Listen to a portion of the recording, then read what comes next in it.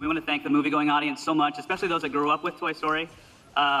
We hope that your adventures with Woody and Buzz made growing up a little bit easier. Please remember this for later. I've made it no secret that I absolutely despise Toy Story 4 with the burning intensity of 1,000 supernova explosions. I've mentioned it in what is probably a cumulative hundreds of Let's Play videos at this point, be it as an offhand comment or as a mini rant, promising to one day make a video elaborating on that position ever since I ripped Danganronpa 3 a new one. And now the time has finally come. And what better day to start talking about this movie than on the 2-year anniversary of the day it released on Blu-ray.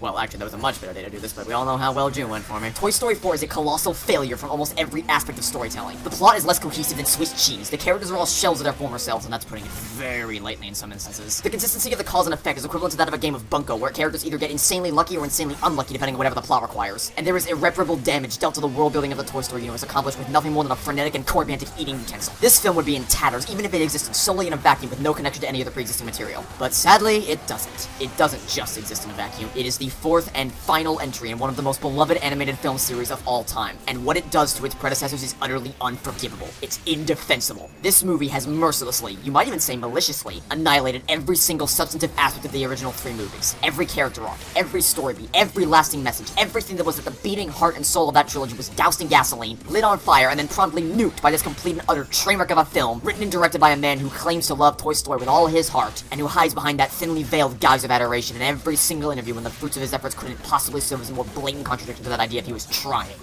Oh.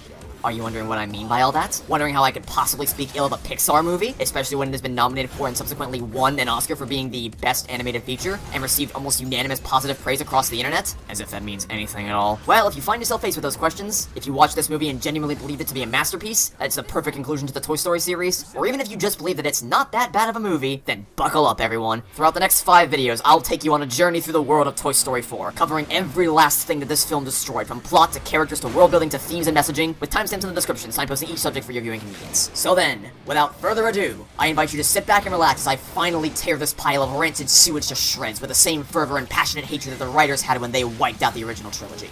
We begin with the opening logo present in front of every Walt Disney Animated Studios feature film since Pirates of the Caribbean and Dead Man's Chest. Why are we starting here instead of just getting straight to the opening prologue, you may ask? Well, because it's not the logo itself that I'm interested in here. It's the music.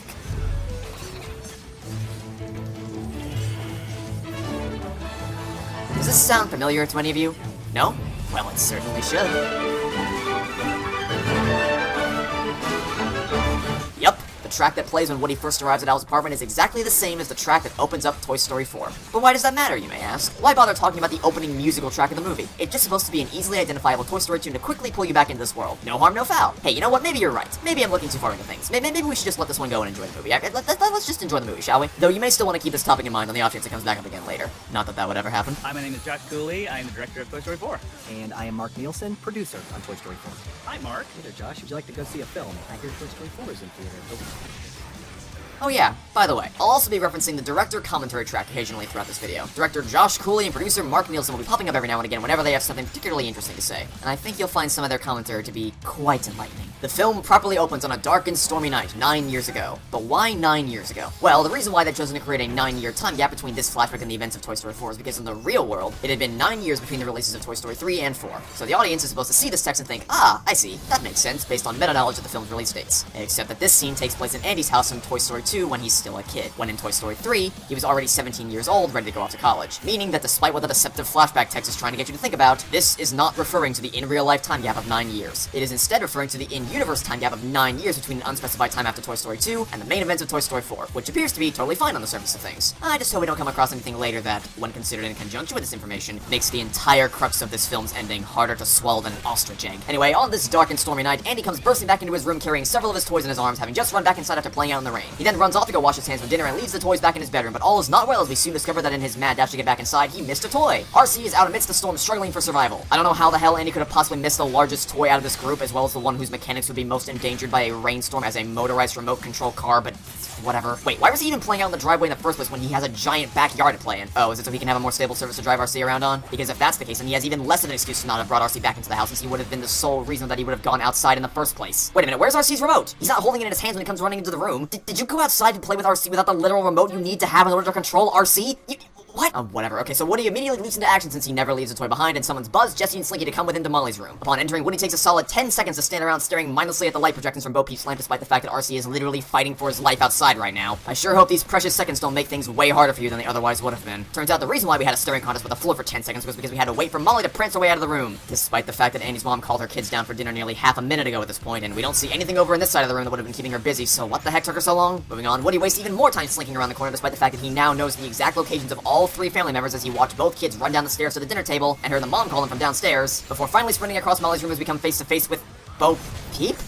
Guys, do you remember her outfit from the first 2 movies? Because it wasn't this, I can tell you that much. It may appear to be the same on a superficial level. She still has her iconic crook that got Pixar put on Peter's watch list. She has her classic bonnet, and she has her classic dress. Except here's the thing, that's not her dress. Go back and watch the first 2 movies. Her dress is a rigid object that does not react to movement the way a human's dress would due to the nature of her design. Yes, it still flows with the wind somewhat, but it doesn't drift back towards her body like a normal dress. It remains in this rigid umbrella-style shape as if there's a wireframe inside permanently holding it up. It's most obvious in this shot from Toy Story 2, where she is literally dangling in midair, yet the dress remains perfectly rigid and doesn't shift even a little bit with gravity. But that's not all. It is very clear in the original movies that her walking abilities are heavily impaired because she's not supposed to be a child's plaything. She's not supposed to be an action figure, she's supposed to be a lamp. A porcelain lamp accessory that isn't meant to be handled by children, which is why she's always shown to be wobbling around instead of the more natural walking animations that are gifted to the other characters. Now, you may be thinking, okay, so they applied a new physics engine to her clothing. What's the big deal here? Well, the thing is, it's not just her appearance that's changed. In this one scene alone, Bo Peep demonstrates more initiative, gumption, and leadership in a matter of seconds than was ever shown in the first 2 movies, commanding the other toys around Molly's room with the same caliber that Woody did mere moments ago in Andy's room. And to put it simply, this is not the Bo Peep that we knew. They're not even kind of comparable. They may wear the same clothing, although as we just established, technically that's not even true, but they are not the same person. Bo Peep from the first 2 movies was always the one that got left behind in the room while the other toys went off and had their adventures. The most we ever saw her do was relay the fact that Buzz was still alive and then tell the Incredible Hulk here to lower the ramp. Beyond that, her character essentially just boiled down to being Woody's love interest, so to see her act the way she does here isn't just jarring, it's straight up inconsistent. And just so we are perfectly clear about this, there is absolutely nothing wrong on a conceptual level with making Bo Peep into a more headstrong character. Because to be frank, with the exception of this one scene from the first movie, if you cut her out of the Toy Story series entirely, you really wouldn't have missed anything prior to Toy Story 4 because she has no impact on anything major and isn't even present in Toy Story 3. The idea of taking a character from the original trilogy who received 0 development and whose role amounted to nothing more than be Woody's love interest is a fantastic premise. And since the story of this movie is going to be about reuniting with Bo Peep years after she left her original family of toys having been on her own for so long, it makes perfect sense for her to demonstrate more resourcefulness when it's just her against the universe. And so that evolution of her character follows logically, conceptually. But it doesn't make any sense for her to be demonstrating that same personality here because it is directly contradicted to her behavior in the first 2 movies. It would have made far more sense if she had been more in line with how she was originally, and then later in the movie when we see her again after years of being a lost toy, we can see how much she's grown and changed having to adapt to her surroundings. So then, you may be asking yourself, why did they go out of their way to change so much about her in the prologue of this movie when we have evidence clearly highlighting the contradictory behavior?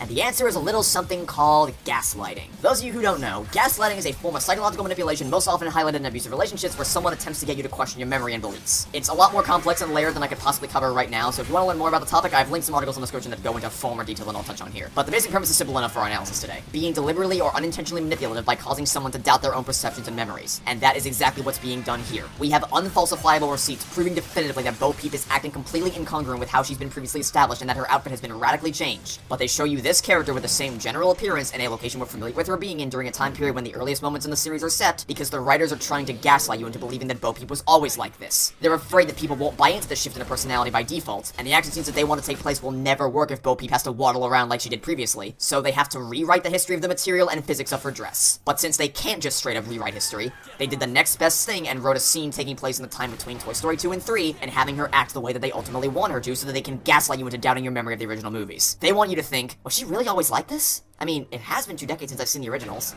Maybe my memory's really starting to slip. It's downright deceptive and manipulative in a desperate attempt to get the rest of their story to function as they hope and pray that their audience's memory is so pathetic that they won't question it and just move right along with the rest of the film. But hey, don't take my word for it, take theirs! And Bo didn't have a lot of screen time in the earlier films, and we didn't even see her at all in 3, so we knew it was important to set up who she is, what she looks like. The very 2 things that are undeniably different from her presence in the first 2 movies. How very interesting. Okay, back to the plot. RC's about to commit the big die and the toys need to save him, so what ingenious plan are they going to implement to save the day? I'm not sure, let's find out. The first step is to order the sheep, whose names are apparently Billy, Goat, and Gruff, despite this somehow having never come up at all prior to this point, to raise the blinds. Question, why? Why did you need the sheep to raise the blinds? The cord's literally right there, why can't you just raise it yourself? They have names? You never told me that. You never asked. Oh, get out of here with this nonsense. No way in the world Woody would not know the name of Bo Peep's sheep.